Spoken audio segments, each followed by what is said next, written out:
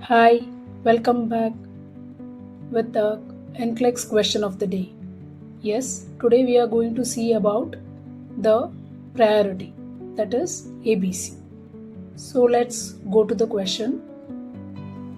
It is a clinical scenario where the patient suddenly becomes anxious, restlessness and confused.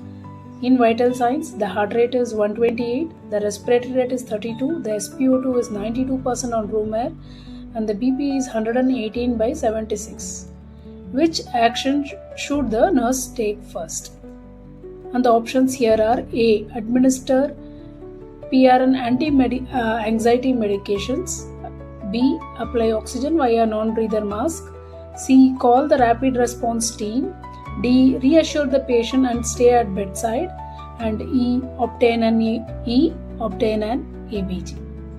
So think what might be the answer?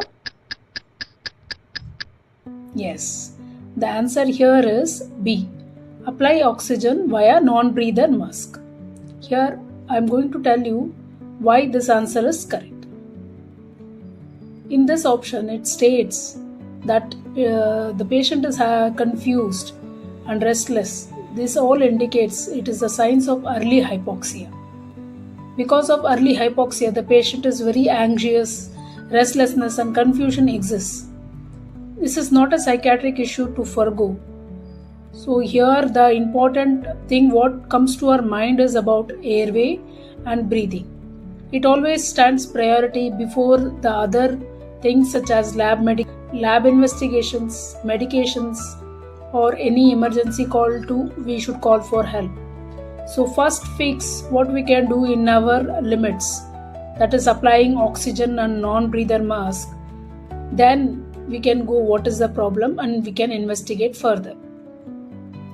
The common NCLEX trap here is reassure, not treating the hypoxia, and ABG confirms the problem but it does not save the patient.